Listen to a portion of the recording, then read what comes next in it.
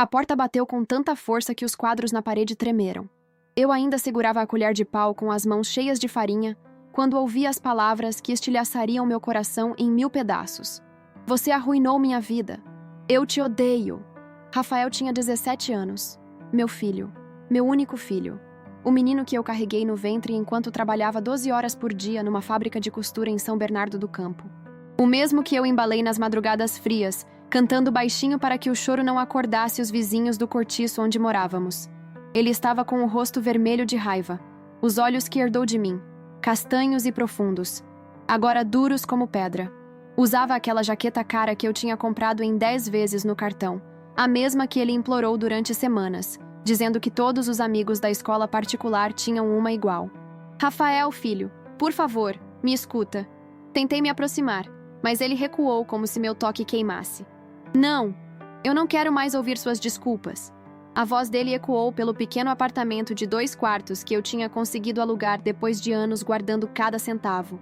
Por sua culpa, eu não vou poder fazer a viagem de formatura. Por sua culpa, eu sou a piada da escola. Todo mundo vai para Cancún, menos eu. Você é uma fracassada. Cada palavra era uma faca. Uma lâmina afiada entrando devagar, cortando não apenas a carne, mas a alma. Eu tinha acabado de chegar do meu segundo emprego. Meus pés latejavam dentro dos sapatos velhos. Minhas costas ardiam depois de 8 horas inclinada sobre uma mesa de passar roupas na lavanderia. Eu estava fazendo o jantar favorito dele. Stroganoff, aquele que ele sempre pedia, com aquele sorrisinho que costumava derreter meu cansaço. Mas naquele momento, meu filho não me via mais. Ele via um obstáculo, um peso, um erro. Todos os meus amigos têm pais bem-sucedidos. O Gabriel, o pai dele tem uma empresa. A Júlia, a mãe é dentista. E eu tenho uma mãe que passa roupa para os outros. Ele cuspiu essas palavras com nojo. Você me envergonha. Senti minhas pernas fraquejarem. Segurei na pia para não cair. Rafael, eu fiz o melhor que pude. Minha voz saiu fraca, quebrada. A viagem custa quase R$ 6.000, filho. Eu não tenho como. Então você deveria ter pensado nisso antes. Antes de ter um filho que você não podia sustentar. Antes de me colocar nessa escola particular se não tinha condições. Você me fez viver uma mentira. Ele pegou a mochila que tinha jogado no sofá e avançou em direção à porta. Aonde você vai? Consegui perguntar com a voz tremendo. Para qualquer lugar longe de você. A porta bateu de novo. E dessa vez, levou junto os 17 anos de amor, sacrifício e dedicação que eu tinha derramado naquela criança. Eu deslizei pela parede da cozinha até sentar no chão frio. O Stroganoff fumegava na panela. O cheiro que antes era reconfortante agora me enjoava. Olhei para minhas mãos. Mãos ásperas, cheias de calos, com as unhas curtas e sem esmalte. Mãos que trabalharam sem parar por 17 anos para dar a ele tudo que eu nunca tive. Mãos que, naquele momento, tremiam descontroladas enquanto eu abraçava meus próprios joelhos e chorava em silêncio. Como tinha chegado até ali? Como o amor que eu sentia por ele tinha se transformado nessa dor insuportável? Eu não sabia ainda, mas aquele era apenas o começo da maior dor e da maior lição da minha vida. Meu nome é Mariana. Mariana Silva dos Santos. 52 anos, sendo que 35 deles passados rindo pouco e trabalhando muito. Nasci em Caruaru, interior de Pernambuco, filha de agricultores que mal sabiam escrever o próprio nome. Fui a quinta de 7 irmãos. Cresci comendo feijão com farinha e pirão de peixe, dormindo em esteira no chão de barro batido, acordando antes do sol para buscar água no poço.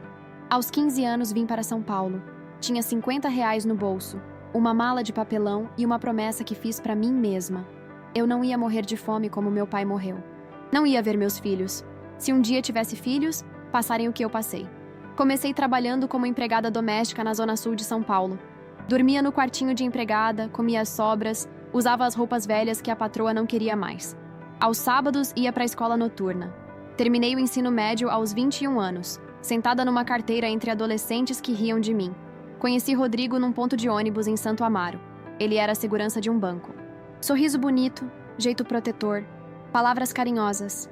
Eu tinha 23 anos e nunca tinha me sentido bonita. Ele me fez sentir. Namoramos por 1 ano. Quando descobri que estava grávida, ele sumiu. Literalmente. Mudou de cidade, bloqueou meu número, deixou o emprego. Nunca mais o vi. Rafael nasceu num dia de chuva em fevereiro. Lembro do cheiro de desinfetante do Hospital Municipal de Santo Amaro, das paredes descascadas, da enfermeira cansada que colocou aquele serzinho minúsculo nos meus braços e disse: "É um menino, forte, tem boa saúde." Olhei para aquele rostinho enrugado, os olhos fechados, a boquinha fazendo biquinho, e senti uma coisa que nunca tinha sentido antes. Propósito. Eu tinha um propósito. Eu ia ser a melhor mãe do mundo para aquela criança. Nos primeiros anos foi difícil. Eu trabalhava de faxineira durante o dia e de passadeira à noite. Rafael ficava com Dona Célia, uma senhora do prédio que cuidava dele por R$ 100 por semana. Dinheiro que muitas vezes eu não tinha, mas que ela aceitava receber depois. Benzida mulher. Quando Rafael tinha 6 anos, consegui um emprego melhor numa fábrica de costura. Virei costureira industrial.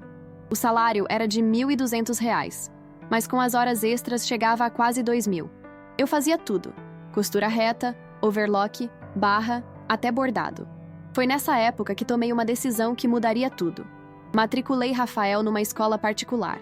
Eu tinha visto na televisão uma reportagem sobre educação. Dizia que criança de escola pública não tinha as mesmas chances, que a diferença começava cedo, que se você queria dar futuro para o seu filho, precisava investir em educação. A mensalidade era R$ 600, mais da metade do que eu ganhava. Mas eu cortei tudo.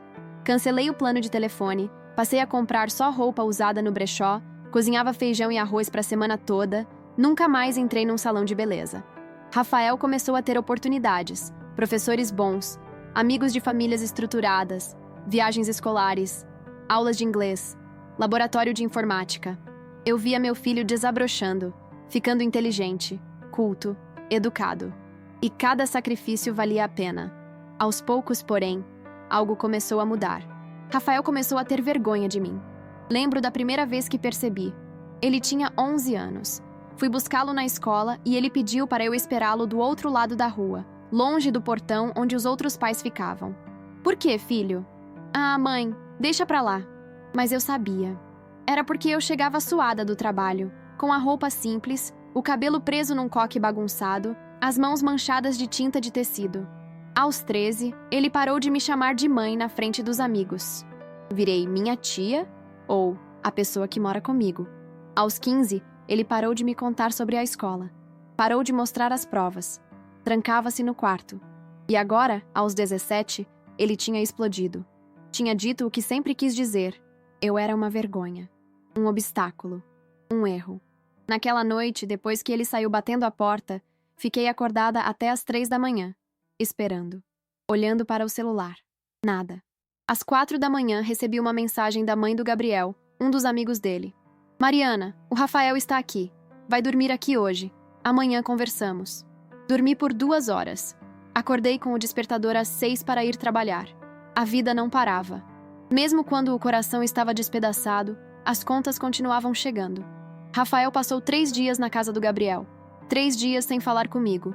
3 dias de silêncio ensurdecedor. Quando finalmente voltou, foi num domingo à tarde. Eu estava na sala, consertando o zíper da minha calça de trabalho. Não tinha dinheiro para comprar outra. Ele entrou, jogou a mochila no chão e foi direto pro quarto sem me olhar. "Rafael, precisamos conversar." Falei, levantando. "Não tenho nada para conversar com você", respondeu ele sem se virar. "Filho, por favor, para de me chamar de filho." Ele girou, com aquela raiva ainda latejando nos olhos. "Você só fica nesse papinho de coitada, de sacrifício, mas a verdade é que você é egoísta." Senti como se tivesse levado um tapa. "Egoísta? Rafael, eu trabalho em 3 empregos. E de que adianta? Hã? Você trabalha igual uma louca, mas não consegue me dar o básico. Sabe o que os meus amigos têm e eu não tenho? Celular novo, videogame, roupa de marca, viagens, experiências. Enquanto você fica aí se martirizando, eu perco tudo. Eu faço o que posso, Rafael. Não é fácil. Ninguém mandou você me ter. Se você não tinha condições, não devia ter me colocado no mundo." As palavras saíram como flechas envenenadas. "Você acha que eu não vejo? Você acha que eu não percebo o jeito que as mães dos meus amigos te olham? Com pena. Elas têm dó de você, e eu morro de vergonha." Nesse momento, a voz dele falhou. E por um segundo, um único segundo, eu vi o menino que ele costumava ser. Mas a raiva voltou rápido, como uma onda que apaga tudo. A mãe do Gabriel disse que pode me ajudar, que conhece gente que pode me arrumar um trabalho de final de semana. Assim eu mesmo junto dinheiro para a viagem. Trabalho? Rafael, você tem 17 anos, precisa estudar. Estudar para quê? Para acabar igual a você? Ralando a vida inteira e não tendo nada. Ele pegou o celular, aquele que eu tinha parcelado em 12 vezes no crediário. Aliás, a mãe do Gabriel também disse que talvez seja melhor eu morar uns tempos lá. Só até as coisas acalmarem. Senti o chão desaparecer debaixo dos meus pés. Morar lá? É, mãe. Eles têm um quarto de hóspedes. Seria melhor para todo mundo. Você não ia ter que ficar sustentando um filho que não tem condições de sustentar. E eu não ia ter que... Ele não terminou a frase, mas eu sabia o final. Conviver com você. Rafael, não faz isso. Minha voz saiu como um sussurro sufocado. Você é tudo o que eu tenho. Tudo. Eu sei que cometi erros, que não dei tudo o que você merecia, mas eu sempre te amei. Amor não paga conta, mãe. Ele disse isso com uma frieza que me congelou por dentro. A senhora precisa entender que eu mereço mais. Eu mereço coisa melhor. Ele entrou no quarto e começou a colocar roupas numa mala. Fiquei ali, paralisada, vendo meu filho fazer as malas como se estivesse deixando uma prisão. Como se eu fosse a carcerária dele. Quando você vai? Consegui perguntar. Hoje mesmo. O pai do Gabriel vem me buscar daqui a pouco. Mas e a escola? Seus documentos? A mãe dele já resolveu tudo. A mãe dele. Aquela mulher que eu só conhecia de longe, sempre bem vestida, sempre sorrindo, sempre com aquele jeito de quem tinha tudo sob controle. Ela tinha resolvido tudo. Ela tinha salvado meu filho de mim. Meia hora depois, uma BMW prata parou em frente ao prédio. Um homem de óculos escuros e camisa social desceu. O pai do Gabriel. Seu Maurício, um empresário do ramo de importação. Rafael desceu as escadas carregando a mala. Nem se despediu. Fiquei na janela do terceiro andar, vendo a cena de cima. Vi o homem abrir o porta-malas, ajudar Rafael com a mala, dar um tapinha nas costas dele como se fosse seu próprio filho. Rafael entrou no carro. Não olhou para trás. O carro partiu. E eu fiquei ali, na janela, sentindo que uma parte de mim tinha sido arrancada e jogada fora como lixo. Naquela noite, sentei na cama de Rafael. O quarto estava bagunçado, com roupas espalhadas, cadernos abertos, pôsteres de bandas na parede. No criado mudo, havia uma foto, eu e ele, quando tinha 5 anos. Estávamos no parquinho do shopping. Eu tinha economizado durante meses para levá-lo lá num dia de aniversário. Na foto, ele sorria enorme, sentado no meu colo. Eu também sorria. Peguei a foto e abracei contra o peito. E chorei. Chorei até não ter mais lágrimas. Chorei até doer o corpo inteiro. Chorei até sentir que não tinha mais nada dentro de mim. Só um buraco negro que sugava toda a esperança. Meu filho tinha ido embora. E eu não sabia se ele voltaria um dia. Os dias que se seguiram foram os mais longos e vazios da minha vida. Eu acordava, ia trabalhar, voltava para casa. Cozinhava comida para uma pessoa só. Lavava a roupa de uma pessoa só. Arrumava a casa em silêncio. O apartamento nunca tinha parecido tão grande e, ao mesmo tempo, tão sufocante. Comecei a me lembrar de tudo. Não por escolha. As memórias vinham sozinhas, invadindo minha mente como ondas num dia de ressaca. Lembrei de quando Rafael tinha 2 anos e acordou no meio da noite com febre alta. Eu não tinha dinheiro para o médico particular e o posto de saúde estava fechado. Carreguei ele no colo, enrolado numa toalha, e corri até o hospital municipal. 3 quilômetros debaixo de chuva. Ele ficou internado por 4 dias com pneumonia. Eu dormi no chão ao lado da cama dele, segurando sua mãozinha. Lembrei de quando ele tinha 7 anos e foi convidado para uma festa de aniversário de um coleguinha da escola. A festa era numa casa de festa cara, com palhaços, buffet, balões. Todas as crianças iam dar presentes. Eu não tinha dinheiro para um presente decente. Passei 3 noites costurando um super-herói de pano, com capa vermelha e símbolo no peito. Rafael ficou tão feliz. Disse que era o melhor presente do mundo. Na festa, a mãe do aniversariante olhou para o boneco e disse, alto o suficiente para eu ouvir: que fofo, um brinquedo artesanal. Lembrei de quando ele tinha 10 anos e quis fazer aulas de futebol. A escolinha custava R$ 200 por mês. Eu comecei a trabalhar aos sábados também, numa feira livre, vendendo roupas usadas. Rafael ia comigo. Ele me ajudava a montar a barraca, a dobrar as roupas. No final do dia, eu comprava um pastel e dividíamos. Ele sempre me dava o maior pedaço. Lembrei de quando ele tinha 13 anos e teve uma apresentação na escola. Era uma peça teatral. Ele fazia o papel principal. Eu faltei ao trabalho para assistir. Sentei lá no fundo do auditório, com meu uniforme de trabalho ainda por baixo da blusa. Quando ele subiu ao palco e começou a falar, senti meu coração quase explodir de orgulho. No final, ele me viu na plateia e acenou discretamente. Guardei esse aceno no coração como um tesouro. Lembrei de quando ele tinha 15 anos e chegou em casa chorando. Tinha sido rejeitado por uma menina que ele gostava. Sentei do lado dele na cama e deixei ele chorar no meu ombro. Não disse que ia passar, não disse que ela não merecia ele. Só fiquei ali, segurando, sendo mãe. Todas essas memórias doíam. Doíam porque mostravam que, em algum momento, eu tinha sido suficiente para ele. Eu tinha sido o mundo dele. E ele, o meu. O que tinha acontecido? Uma tarde, depois de voltar da lavanderia, sentei na mesa da cozinha com uma xícara de café frio e comecei a entender. Eu tinha feito tudo certo, mas também tinha feito tudo errado. Tinha trabalhado tanto para dar a ele uma vida melhor que esqueci de estar presente na vida dele. Tinha colocado ele numa escola particular, mas não tinha percebido que aquilo criaria uma distância entre nós. Ele passou a conviver com famílias de classe média alta, com realidades completamente diferentes da nossa. E eu, na minha ingenuidade, achei que bastava ele ter boa educação. Não percebi que ele começaria a me comparar com os outros pais. E que nessa comparação, eu sempre perderia. Mas a dor maior não era essa. A dor maior era saber que talvez, só talvez, Rafael tivesse razão em uma coisa. Eu o coloquei num mundo para o qual não estava preparada para sustentá-lo. Será que foi egoísmo meu? Será que eu deveria ter aceitado minha condição e colocado ele numa escola pública, numa realidade mais próxima da nossa? Será que eu, querendo dar a ele asas para voar, acabei criando um abismo entre nós? Essas perguntas me corroíam por dentro. 2 semanas depois que Rafael tinha saído, recebi uma ligação. Era a assistente social da escola. Dona Beatriz, uma mulher de uns 60 anos, sempre gentil, sempre preocupada. Mariana, querida, podemos conversar? Marcamos na lanchonete em frente à escola. Sentei numa mesinha de canto, nervosa, com as mãos suando. Dona Beatriz chegou com uma pasta. Sentou-se na minha frente e me olhou com aqueles olhos cheios de compaixão que eu tanto detestava. Mariana, eu soube que Rafael está morando com a família Oliveira. Sim, respondi, mexendo no açúcar que caiu na mesa. Eu preciso te dizer uma coisa, e não vai ser fácil de ouvir. Meu coração disparou. A senhora Oliveira, ela procurou a escola. Ofereceu-se para ser a tutora temporária do Rafael. Tutora? Mas eu sou a mãe dele. Eu sei, querida. E ela não tem nenhuma autoridade legal sobre ele. Mas... Dona Beatriz respirou fundo. Ela pagou a viagem de formatura dele. E também se ofereceu para pagar um cursinho pré-vestibular no ano que vem. Senti meu estômago revirar.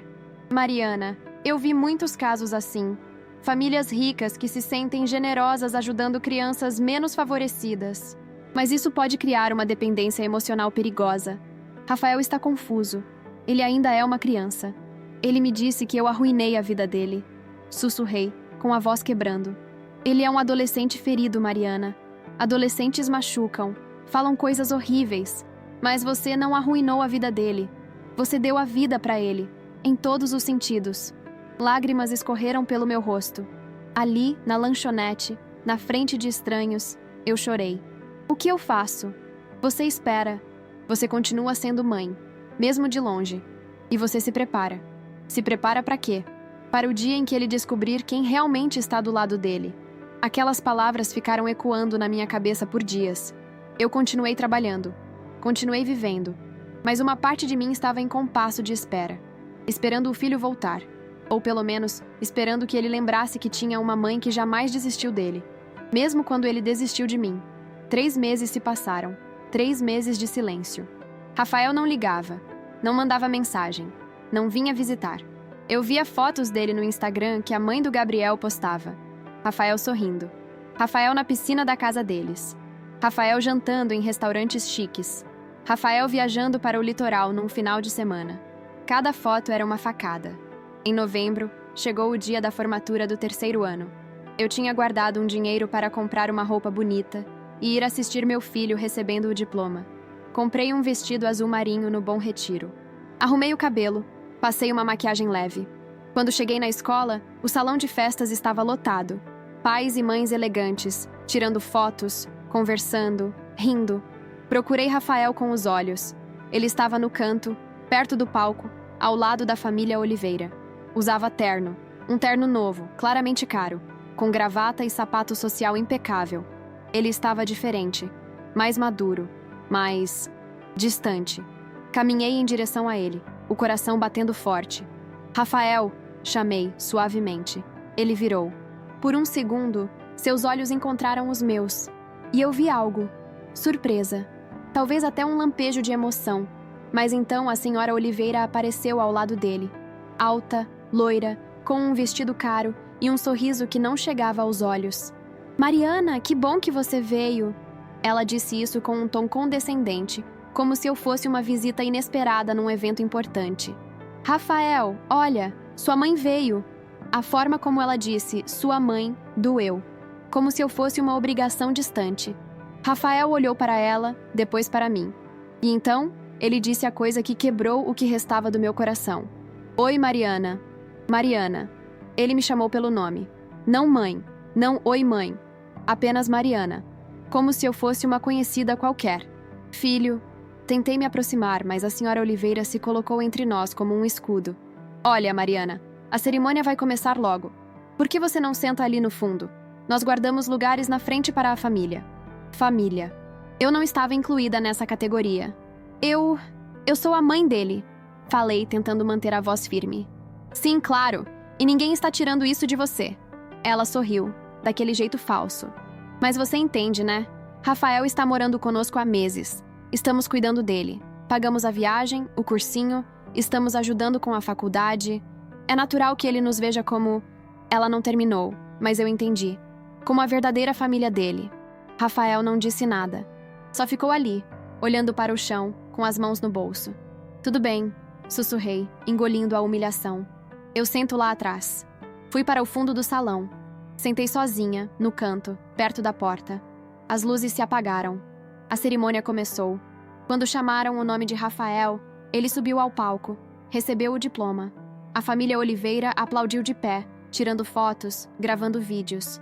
Eu também me levantei, e aplaudindo, com as lágrimas escorrendo silenciosas pelo rosto. Ele olhou para a plateia. Acenou para a família Oliveira. Não olhou para mim. Depois da cerimônia, houve um coquetel. Salgadinhos, refrigerantes, músicas animadas. Fiquei ali, no canto, segurando um copo de suco que não bebi, vendo meu filho rir e conversar com pessoas que eu não conhecia. Em um momento, ele passou perto de mim. Nossos olhos se encontraram. Eu sorri, mesmo com o coração despedaçado. Parabéns, filho. Ele apenas acenou com a cabeça e continuou andando.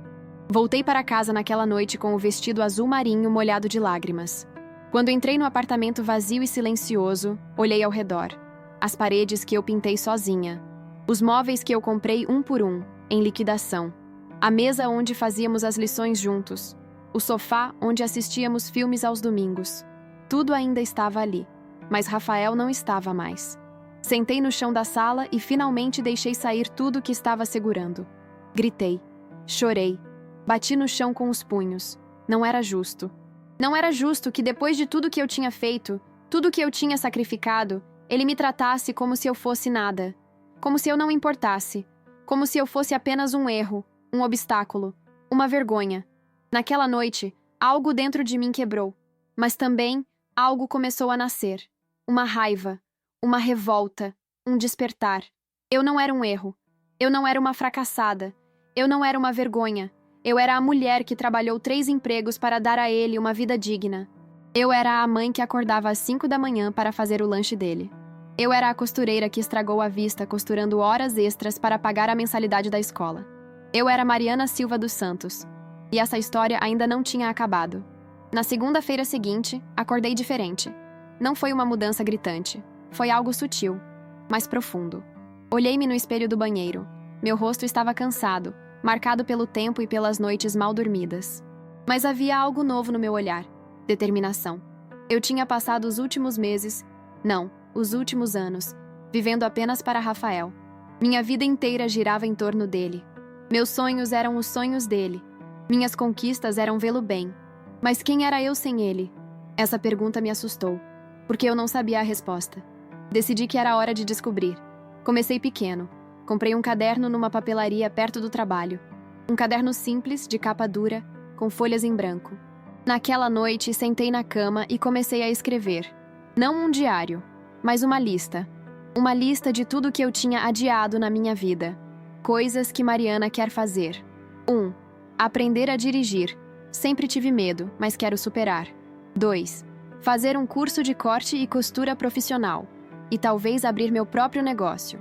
3. Viajar para Caruaru e visitar o túmulo dos meus pais. 4. Ter um dia só para mim, sem trabalhar. 5. Comprar uma roupa nova, não de brechó, não em liquidação, uma roupa escolhida por mim. 6. Pintar o apartamento de uma cor alegre. 7. Fazer novos amigos. 8. Rir mais. A lista me surpreendeu, porque percebi que eu tinha me tornado uma sombra. Uma mulher que existia apenas para servir, trabalhar, sacrificar. Mas eu era mais do que isso. Nos dias seguintes, comecei a fazer pequenas mudanças. Pedi na lavanderia para trabalhar apenas 5 dias por semana, não 6. O dono reclamou, mas aceitou. Usei o sábado livre para fazer algo que não fazia há anos. Fui ao parque. Sentei num banco, com um livro que peguei na biblioteca comunitária. Li. Apenas li. Sem pressa. Sem culpa. Foi libertador. Também comecei a frequentar uma igreja perto de casa. Não por religiosidade extrema, mas porque precisava de comunidade. Precisava estar perto de pessoas que me vissem como Mariana, não como a mãe do Rafael, ou a costureira, ou a coitada. Foi lá que conheci Sandra. Sandra tinha uns 45 anos, era cabeleireira e tinha uma energia contagiante. Ela me abordou depois de um culto de quarta-feira. Você é nova aqui, né? Primeira vez que te vejo. Sim, comecei a vir há algumas semanas. Que bom. Seja bem-vinda. Você mora por aqui? Conversamos. E no final, ela me deu o número dela. Me chama se precisar de qualquer coisa. Até de uma amiga para tomar um café. Levei 2 dias para mandar mensagem, mas mandei. E marcamos um café. Foi estranho no começo. Eu não sabia conversar sobre mim. Tudo o que eu dizia envolvia Rafael. Mas Sandra foi paciente. Ela me fez perguntas sobre minha infância, sobre meus gostos, sobre o que eu gostava de fazer. E pela primeira vez em anos, eu ri. Ri de verdade. Mariana, posso te dizer uma coisa? Sandra falou num tom mais sério. Você parece uma mulher que carregou o mundo nas costas por muito tempo. Senti as lágrimas ameaçando sair, mas segurei. É que... meu filho, ele... Você não precisa me contar agora, mas quero que você saiba. Você não é só mãe. Você é Mariana, e Mariana merece ser feliz. Essas palavras ecoaram em mim por dias. Comecei a perceber que tinha vivido tanto tempo achando que minha felicidade dependia do Rafael, que esqueci que eu também merecia felicidade. E mais, comecei a entender que o comportamento de Rafael não era apenas culpa minha. Sim, eu tinha cometido erros, mas ele também estava errado. Ele me tratou com crueldade, com ingratidão, com desprezo. E nada justificava isso. 1 mês depois da formatura, aconteceu algo que mudou tudo. Eu estava na lavanderia, passando uma pilha de camisas sociais, quando meu celular tocou. Era um número desconhecido. Atendi. Alô? Mariana? Aqui é Beatriz da escola, a assistente social. Dona Beatriz, tudo bem?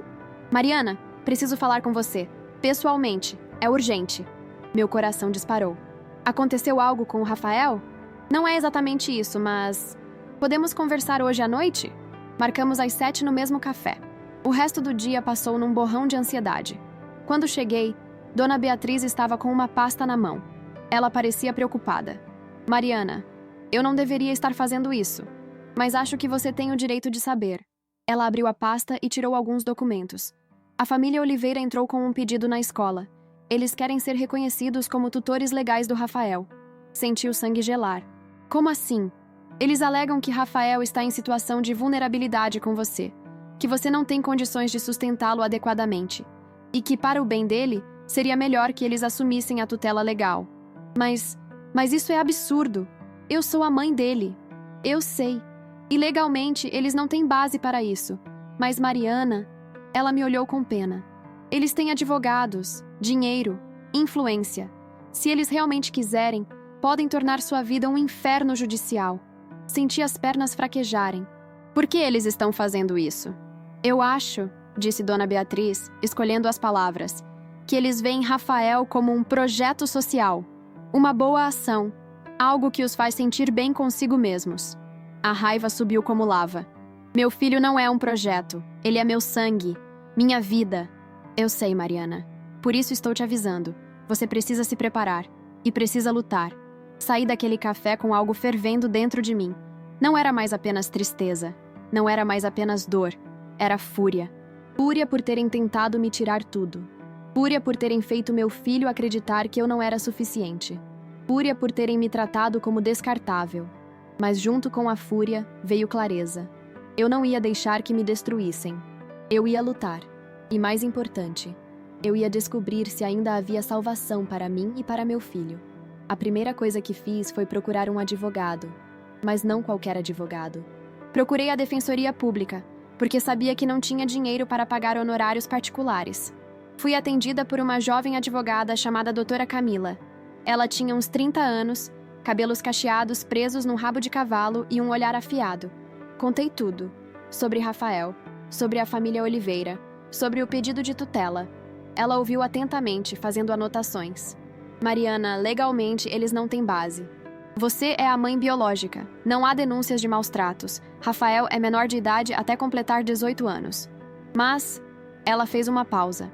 O problema não é o jurídico, é o psicológico. Se Rafael disser na frente de um juiz que quer ficar com eles, isso complica.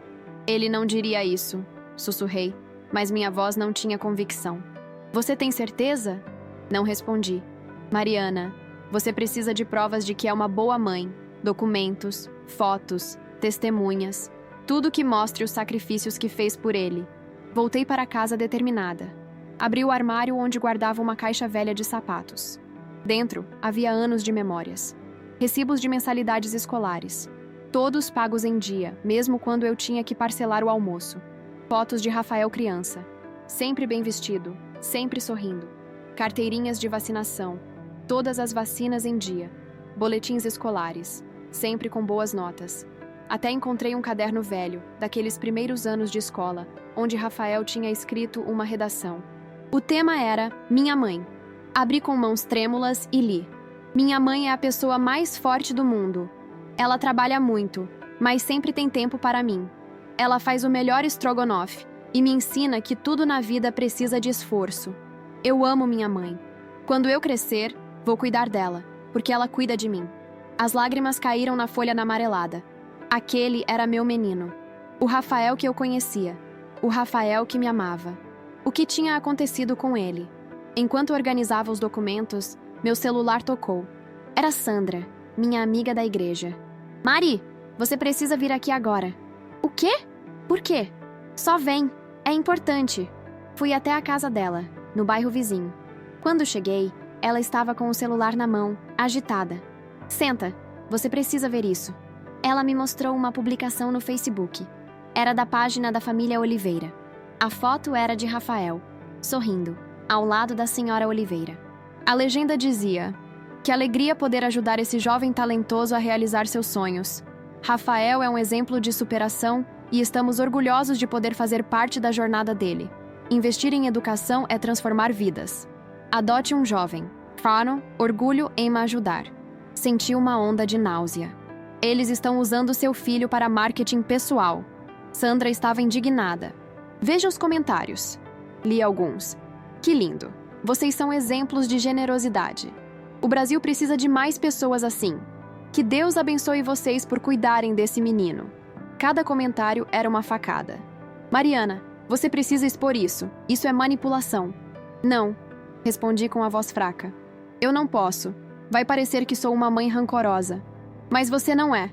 Você é a mãe verdadeira dele. Voltei para casa confusa, magoada e exausta. Mas naquela noite, aconteceu algo inesperado. Às 11 da noite, meu celular tocou. Número privado. Atendi, achando que era engano. Mariana? A voz era jovem, feminina, nervosa. Sim? Quem é? Você não me conhece. Meu nome é Júlia. Eu estudo com o Rafael. Júlia. Lembrei vagamente. Rafael tinha mencionado esse nome uma vez. Júlia, o que houve? Eu preciso te contar uma coisa. Mas você não pode contar para ninguém que fui eu, tá? Tá, Pode falar. Ela respirou fundo. A mãe do Gabriel, a dona Paula, ela não está ajudando o Rafael por bondade. Meu coração acelerou. Como assim? Ela está fazendo isso porque quer aparecer. A empresa dela está com problemas financeiros e ela está tentando melhorar a imagem pública. Rafael é tipo um projeto de marketing para ela. Senti o sangue ferver. Ela fala isso? Não abertamente, mas eu ouvi ela conversando com o marido. Eles estavam falando de como a história do Rafael poderia ser usada para campanhas nas redes sociais, para conseguir clientes. E tem mais. Mais? Ela quer que o Rafael faça faculdade de administração para depois trabalhar na empresa deles. De graça. A ligação caiu como uma bomba. Júlia ainda disse mais algumas coisas, mas eu mal conseguia processar. Quando desliguei, fiquei sentada no escuro do quarto, tentando entender. Meu filho estava sendo manipulado, usado, e ele nem percebia. Mas eu sabia que se contasse isso para ele, ele não acreditaria. Acharia que eu estava inventando, que estava com ciúmes. Eu precisava de provas. Nos dias seguintes, comecei a investigar discretamente. Pesquisei sobre a empresa da família Oliveira e descobri algo interessante. Eles tinham sido processados por um ex-funcionário por exploração de trabalho. O caso tinha sido abafado, mas estava nos arquivos públicos da Justiça do Trabalho. Mostrei isso para a doutora Camila. Isso é ouro, Mariana. Mostra o caráter deles. Mas ainda não era suficiente. Até que 3 semanas depois, aconteceu o que mudaria tudo. Recebi uma mensagem no WhatsApp. Número desconhecido. Era uma foto de um documento. Um contrato. Li com atenção, sem acreditar. Era um contrato de prestação de serviços. Entre a empresa Oliveira Importações e Rafael Silva dos Santos. Datado de 1 mês atrás. No contrato, Rafael se comprometia a trabalhar na empresa após concluir a faculdade, que seria paga por eles, recebendo um salário abaixo do mercado por um período mínimo de 5 anos. Eles tinham feito meu filho assinar um contrato de trabalho escravo, disfarçado de oportunidade. E Rafael, com 17 anos, ingênuo e deslumbrado, tinha assinado. A mensagem que acompanhava a foto dizia apenas: ele precisa saber a verdade. Uma amiga. Não sei quem enviou. Talvez Júlia. Talvez outra pessoa que viu a injustiça. Mas agora eu tinha algo poderoso nas mãos. Não era apenas a prova da manipulação. Era a prova de que meu filho estava sendo usado. E eu sabia exatamente o que fazer com essa informação. Não agi por impulso. Aprendi, ao longo da vida, que agir com raiva leva ao erro. E eu não podia errar. Não dessa vez. Levei o contrato para a doutora Camila. Ela analisou, os olhos se arregalando a cada linha. Mariana, isso é ilegal em pelo menos 3 níveis diferentes. Primeiro, Rafael é menor de idade. Ele não pode assinar contrato de trabalho sem autorização dos pais. Segundo, as cláusulas são abusivas. Salário abaixo do piso, período de exclusividade absurdo. Terceiro, há indícios de trabalho análogo à escravidão. O que eu faço? Você vai até a família Oliveira e vai confrontá-los. Mas não sozinha, eu vou com você. Marcamos para daqui a 3 dias. 3 dias que usei para me preparar emocionalmente. Sandra me ajudou. Ensaiamos o que eu ia dizer, como ia me portar. Ela me lembrou. Você é a mãe dele. Você não precisa pedir permissão para proteger seu filho. No dia marcado, vesti meu melhor vestido, o azul marinho da formatura, e fui até a casa da família Oliveira. Era uma casa enorme, num condomínio fechado na zona oeste de São Paulo. Portão automático, jardim impecável, 2 carros na garagem. Toquei a campainha. Uma empregada atendeu. Bom dia, vim falar com a senhora Paula. Ela está esperando? Não, mas ela vai querer me receber. A empregada hesitou, mas deixou-nos entrar. Fomos levadas para uma sala de estar decorada com móveis modernos e caros. Havia fotos da família nas paredes. E no centro da sala, uma foto recente. Rafael, ao lado deles, sorrindo. Meu coração apertou. Dona Paula apareceu depois de alguns minutos. Usava um conjunto de alfaiataria branco, estava maquiada e tinha aquele sorriso falso de sempre. Mariana, que surpresa! O que te traz aqui? Não perdi tempo com amenidades. Vim falar sobre meu filho. Ah, sim! O Rafael está ótimo, viu? Super adaptado, estudando bastante. Vim falar sobre esse contrato. Coloquei o documento na mesinha de centro, na frente dela. O sorriso dela congelou. Onde você conseguiu isso? Isso não importa. O que importa é que você fez meu filho menor de idade assinar um contrato ilegal. Ela olhou para a doutora Camila, percebendo que eu não estava sozinha. Olha, Mariana, você está interpretando errado. Isso é apenas uma formalização do nosso compromisso de ajudá-lo. Ajudá-lo? Minha voz saiu mais alta do que pretendia. Você está usando meu filho. Está explorando ele, manipulando ele e fazendo ele acreditar que você é a salvadora dele enquanto eu sou a vilã. Dona Paula ficou em silêncio por um momento. Quando falou, a voz estava diferente, mais fria. Mariana, vamos ser sinceras. Rafael veio morar conosco porque você não consegue dar a ele o que ele precisa. Nós estamos oferecendo oportunidades que você nunca poderia oferecer. Oportunidades ou correntes? Doutora Camila interveio, pegando o contrato. Porque isso aqui parece muito mais uma forma de prender um jovem vulnerável numa relação de dependência. Isso é ridículo! Ridículo é fazer um menor de idade assinar um contrato sem a presença dos pais. Isso é crime. E nós vamos denunciar. Dona Paula empalideceu. Vocês não podem fazer isso. Podemos. E vamos. Houve um silêncio tenso. Então, Dona Paula suspirou, sentando-se numa poltrona. O que vocês querem? Eu quero, disse com a voz firme, que você devolva meu filho, que pare de manipulá-lo, que destrua esse contrato e que saia da vida dele. Ela riu, um riso seco, sem humor. Mariana, você não entende. Rafael não quer voltar para você. Ele está feliz aqui. Ele tem tudo o que sempre quis. Ele não tem a mãe dele. E a mãe dele não tem nada para oferecer além de sacrifício e pobreza. Aquelas palavras doeram. Mas eu não deixei transparecer. Eu ofereço amor. Eu ofereço verdade. E eu ofereço dignidade. 3 coisas que você não tem. Levantei-me pegando o contrato de volta. Você tem até o final da semana para devolver Rafael. Senão, eu vou ao Ministério Público, à mídia, a quem for necessário. E vai todo mundo saber o tipo de pessoa que você é. Saímos da casa. Minhas pernas tremiam, mas eu mantive a postura até entrar no carro de doutora Camila. Quando a porta fechou, eu desabei. Eu consegui falar tudo. Você foi incrível, Mariana. Incrível. Mas a vitória foi curta, porque naquela mesma noite Dona Paula ligou. Não para mim, para Rafael. E contou uma versão completamente distorcida do que aconteceu. 2 horas depois, recebi uma mensagem de Rafael. Você invadiu a casa deles? Você fez escândalo? Que vergonha, Mariana! Você nunca vai mudar. Nunca vou voltar para você. Me deixa em paz. Olhei para a mensagem e, pela primeira vez, não chorei. Porque eu sabia algo que ele não sabia. A verdade sempre vem à tona. Mais cedo ou mais tarde. E eu só precisava esperar. 2 semanas se passaram. Semanas de silêncio absoluto. Eu não procurei Rafael. Não mandei mensagens. Não tentei convencê-lo. Mas estava preparando o terreno. Com a ajuda de doutora Camila, entramos com uma representação no Ministério Público do Trabalho, denunciando o contrato abusivo. Também registramos uma ocorrência na Vara da Infância e Juventude. Paralelamente, Sandra sugeriu algo inesperado. Mari, você precisa contar sua história, publicamente. Como assim? Nas redes sociais. Criar um perfil, contar sobre o que você passou, sobre os sacrifícios que fez, mostrar o outro lado da história. Hesitei. Eu nunca fui de aparecer. Mas Sandra insistiu, e doutora Camila concordou. Mariana, narrativa é poder. A família Oliveira está controlando a narrativa. Você precisa contar a sua. Foi assim que criei um perfil no Instagram. Postei a primeira foto. Eu, com meu uniforme de lavanderia, segurando a foto antiga de Rafael criança. A legenda dizia: Meu nome é Mariana. Sou mãe solo de um filho de 17 anos. Trabalhei 3 empregos para dar a ele uma vida digna. Hoje, ele vive com uma família rica que o adotou como projeto social. Mas ser mãe não é sobre dinheiro.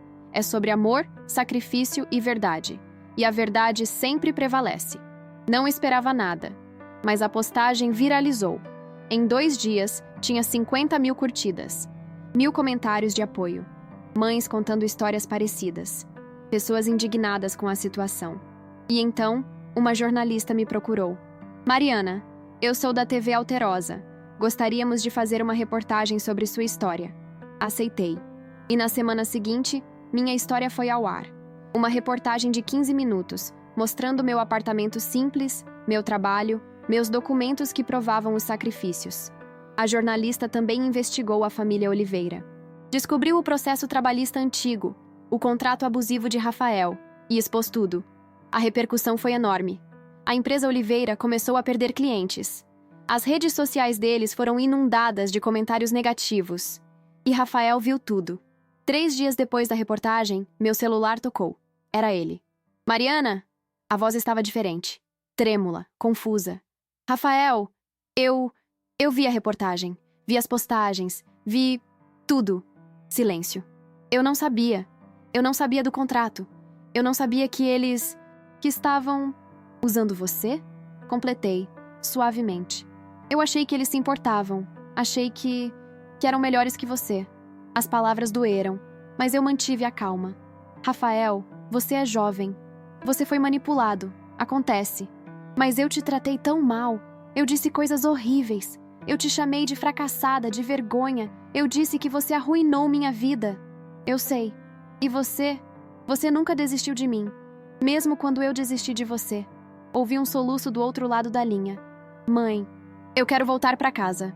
Fechei os olhos. Lágrimas escorreram silenciosas. A porta sempre esteve aberta, filho. No dia seguinte, Rafael apareceu na porta do apartamento, com uma mala. Os olhos vermelhos de chorar. Ele me olhou, e então, algo que eu nunca esquecerei. Ele se ajoelhou. Ali, no corredor do 3º andar, meu filho de 17 anos, 1,75 m de altura, se ajoelhou na minha frente. Mãe, me perdoa. Me perdoa por tudo. Eu fui um idiota. Eu fui cruel. Eu te machucei da pior forma possível. E você não merecia nada disso. Ajoelhei-me também, segurando o rosto dele entre minhas mãos. Você é meu filho. Eu sempre vou te perdoar. Sempre. Abraçamo-nos ali, no chão do corredor, chorando, liberando anos de mágoa, dor e mal-entendidos. Quando entramos no apartamento, Rafael olhou ao redor. Os móveis velhos, a tinta descascando, o sofá surrado. Esse lugar nunca me pareceu tão bonito. Ele sussurrou. Naquela noite, cozinhei estrogonofe. Sentamos à mesa, os dois, em silêncio no início. Mãe, eu preciso te contar uma coisa. Pode falar. Quando eu estava lá, na casa deles, eu nunca me senti em casa. Tinha tudo. Quarto grande, comida boa, roupas caras. Mas faltava algo. E eu fingia que não faltava. Porque admitir que faltava seria admitir que eu tinha errado. Que eu tinha abandonado você por coisas. E o que faltava? Ele me olhou, os olhos marejados. Você. Faltava você. Segurei a mão dele sobre a mesa. Eu sempre estive aqui, Rafael. Mesmo quando você não me via. Mesmo quando você me desprezou. Eu sempre estive aqui. Ele apertou minha mão. E naquele momento eu soube. Nós íamos ficar bem. Não imediatamente. Haveria mais conversas difíceis, mais curas necessárias, mais reconstrução. Mas íamos ficar bem. Porque o amor de mãe não desiste. Nunca. Passaram-se 6 meses desde o retorno de Rafael. Foram meses de reconstrução, de conversas longas, de lágrimas compartilhadas, de perdão mútuo. Rafael voltou para uma escola pública do bairro. No início, ele resistiu. Tinha vergonha. Mas aos poucos percebeu que não havia vergonha nenhuma em ser quem você é. Ele arranjou um emprego de meio período numa livraria. Não porque precisava, mas porque quis. Disse que precisava aprender o valor das coisas. O valor do esforço. Nas noites de sábado, nós cozinhávamos juntos. Ele aprendeu a fazer estrogonofe, feijão tropeiro, brigadeiro. Ríamos muito. Às vezes chorávamos também. Mas estávamos juntos. Um dia ele chegou em casa com um papel na mão. Mãe, olha isso. Era uma carta de aceitação. Ele tinha passado na Universidade Federal de São Paulo. Curso de engenharia. Meu Deus, Rafael, você conseguiu! Ele sorriu. Aquele sorriso que eu não via há tanto tempo. Conseguimos, mãe. Nós conseguimos. Naquele momento, entendi que toda a dor tinha valido a pena. Não porque ele tinha passado na faculdade, mas porque ele tinha voltado. Não apenas para casa, mas para si mesmo. E para mim. A família Oliveira? Nunca mais tivemos contato. Soubemos por terceiros que eles mudaram de estratégia, agora focando em outros projetos sociais, longe dos holofotes. Quanto ao contrato abusivo, foi anulado pelo Ministério Público. Rafael não devia nada a eles. Já eu continuei trabalhando, mas agora, com mais leveza. Aceitei a ideia de que não precisava me matar de trabalhar para provar meu valor. Meu valor não estava no que eu tinha, Estava no que eu era. Abri um pequeno ateliê de costura em casa. Faço roupas sob medida, reformas, ajustes. Não ganho muito, mas é meu. E Rafael me ajuda com as redes sociais, postando fotos dos trabalhos. Nós dois viramos uma pequena dupla, mãe e filho. Novamente. Uma noite já tarde, estávamos sentados no sofá velho, assistindo a um filme. Rafael encostou a cabeça no meu ombro como fazia quando era criança. Mãe? Obrigado. Por quê? Por nunca ter desistido de mim. Mesmo quando eu desisti de você. Beijei o topo da cabeça dele. Filho, mãe não desiste. Mãe espera. Mãe perdoa. Mãe ama. Sempre. Ele ficou em silêncio por um momento. Depois disse: Eu sei que eu te machuquei muito. E sei que algumas feridas nunca saram completamente. Mas eu prometo. Eu vou passar o resto da minha vida te mostrando que você não arruinou minha vida. Você construiu minha vida. Tijolo por tijolo. Mesmo quando eu não via. Mesmo quando eu cuspi na sua cara. Você construiu. Abracei meu filho, sentindo o peito apertar de emoção. E você, filho, reconstruiu meu coração, pedaço por pedaço. Hoje, quando olho para trás, vejo uma mulher quebrada. Uma mulher que carregou o mundo nas costas. Uma mulher que foi desprezada, humilhada, descartada.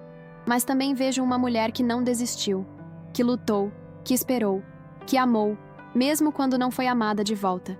E essa mulher sou eu, Mariana Silva dos Santos, 52 anos, costureira, mãe. Não sou perfeita. Não sou rica. Não sou a mãe que aparece em comerciais de margarina.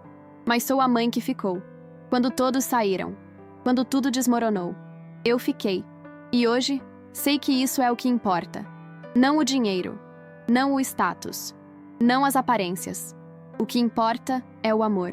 Verdadeiro. Inabalável. Incondicional. Porque o amor de mãe? Esse não tem preço. Não tem conta bancária que pague. Não tem mansão que compre. O amor de mãe é a única riqueza que atravessa tempestades, sobrevive a traições e renasce das cinzas. E eu aprendi, da forma mais dolorosa possível, que esse amor vale cada sacrifício, cada lágrima, cada noite sem dormir. Porque no final, quando tudo passa, quando as feridas cicatrizam e o perdão acontece, o que resta é isso: mãe e filho, juntos, de mãos dadas, reconstruindo. E isso, meu Deus, isso é tudo. Não preciso de mais nada, só dele, e ele de mim, para sempre.